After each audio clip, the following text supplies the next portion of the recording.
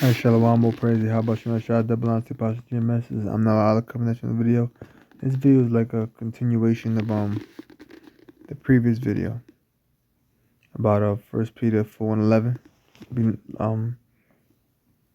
being that speak about the fiery trial, which is to try you. So let's get right to the scriptures to continue on.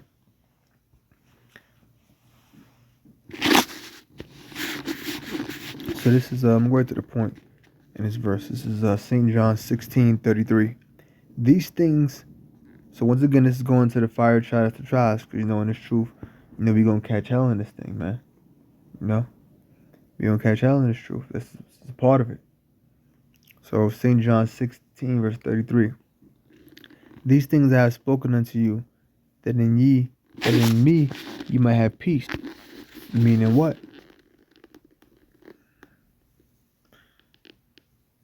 I'll finish the verse off. In the world ye shall have tribulation, but be of good cheer, I have overcome the world. So Yahweh Shai is saying is, these things I have spoken unto you, that in me ye might have peace. Why? Why we have peace in Yahweh Shai? Because Yahweh Shai had already overcome the world. So Yahweh Shai overcoming the world in all of its temptations implies what? As Yahweh Shai achieved victory over the world, so will we. So we have peace in Him, knowing that He overcame the temptations of this world. And us being followers of Yahweh Shai and believing in Him, we will also overcome the world as well and have peace too. Alright?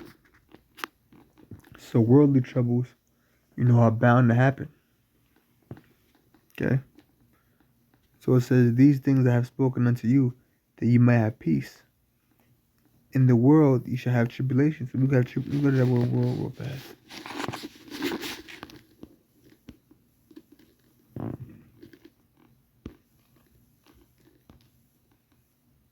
Okay, this word is cosmos. I don't gotta go into that. That just means orderly arrangement. You know what that means already. These things I have spoken unto you, that you may have peace. In the world you may have tribulation. Be of good cheer. So we're supposed to be of good cheer. I have overcome the world. So how shall overcome the world is a sign that we will overcome as well, and that we will receive victory through Yahweh Shai.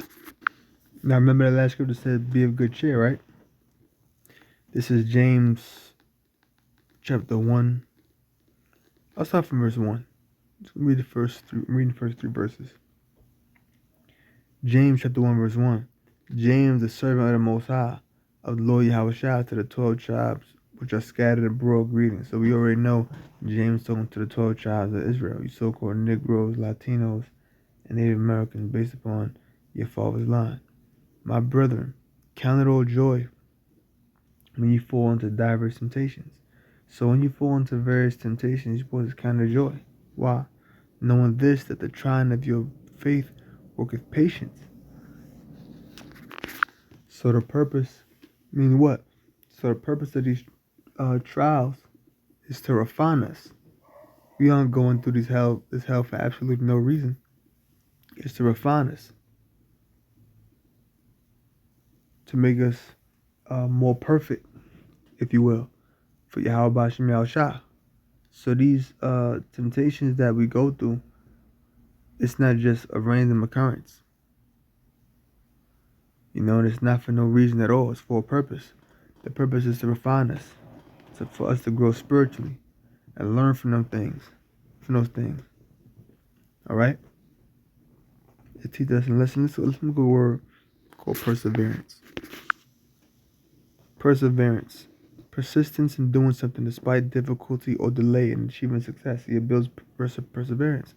Persistence in doing something despite difficulty, despite how hard it is, or delay in achieving success. So despite how hard it is, or despite the delay in achieving success, you're still supposed to persevere. So it says, let's go back. So when it says, knowing this, that the trying of your faith worketh patience. So when we go into them diverse temptations, that's a trying of our faith. And it worketh patience. It worketh perseverance.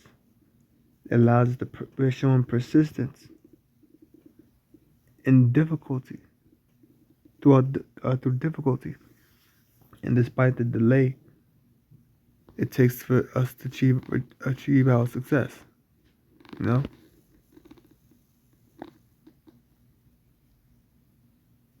This is James 1 and 3.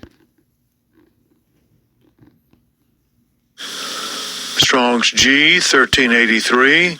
Dakimion. Dakimion. The proving, that by which something is tried or proved, a test.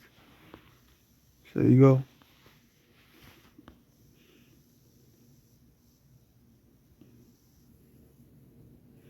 Could be a little bit more, but it's saying could be a little more, but that was the point. That by which something is tried or proved, a test. So it's a test to see if you're gonna pass that test, man. And you got a lot of guys, they fail that test. You know? They fail. You ever heard people, somebody passing the test with flying colors? A lot of guys, they fail that test with flying colors. Once perseverance comes, once it comes time for them to persevere, they falter. So it says, my brethren, count it all joy, supposed to be of good cheer, when ye fall into diverse temptations, knowing this, that the trying of your faith worketh patience. So the trying of our faith worketh patience. So the testing of our faith worketh patience. So we going through them temptations, that's a trying of our faith, and it's building up our patience. It's building up our perseverance. Okay?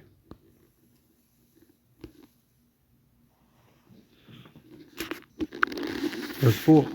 But let patience have her perfect work, that ye may be perfect and entire, wanting nothing. So we gotta let patience have its perfect work. We gotta let our patience do what it does. We gotta let the patience and the perseverance that we undergo through all of these different temptations, we have to let it have its perfect work. Meaning we have to what? Let it be fulfilled. Let it be complete. That ye may be perfect. That we may be perfect or whole and entire, complete, wanting nothing, meaning lacking nothing. So that patience has to have its perfect work. That patience has to do its duty, which is us persevering through the various tribulations that we undergo. So by us being patient through that temptation, or persevering through those temptations, that is an example of patience having its perfect work. It's letting patience perform its duty. And in the completion of that duty, we may be perfect, meaning whole, entire, meaning complete, wanting nothing or lacking anything, on a certain level of what? Spiritual maturity.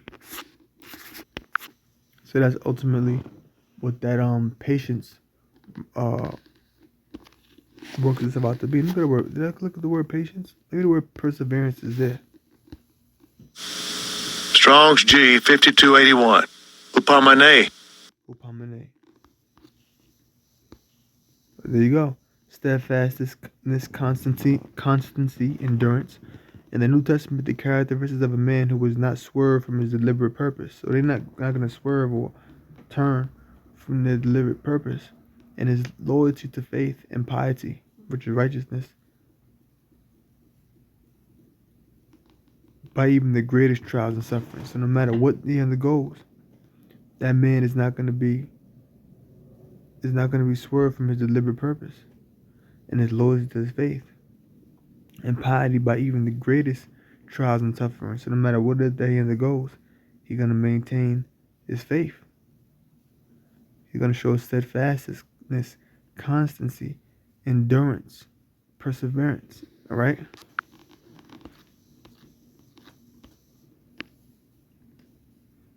So that's ultimately what you need. You gotta have that spiritual endurance leading to our perfection or our completeness. Because that's ultimately what happens. When you come into this truth, you catch all different types of hell. And you becoming more and more experienced. You become more and more mature. You know what to expect. You know how to deal with certain situations. And as you're becoming more and more spiritually mature, that's what?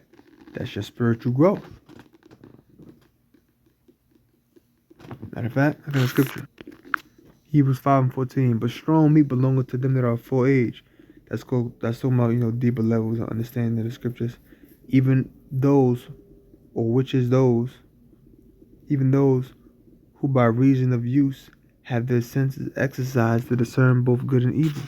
So a person that's a strong meat, that's experienced, that's on a certain level of spiritual maturity, they have their senses who by reason of use, meaning use of the strong meat, have their senses exercised. Let me see. Strong's G 145. Aestheterion. Aestheterion, faculty of the mind for perceiving, understanding, and judging. See, that's what it means, the senses. Spiritual apprehension. See, faculty of perception. Strong's G 1128. Gumnadzo. Gumnadzo. To exercise, that's talking about, that's a word used for actual gym, but it says to exercise vigorously in any way, either the body or the mind. So that's what happens. You reach a certain level of spiritual maturity. You know, you have your senses exercised. You can discern both good and evil. You become a greater judge. And that just happens with time and experience. That's not something that you can really rush. I might do another part to this video, because there's another scripture I wanted to hit. So you know what I'll do with part 3. So with that, I'm going to close and say, praise Yahweh Shem HaShah, the blind say, positive Jim. I hope you learned something. Shalom.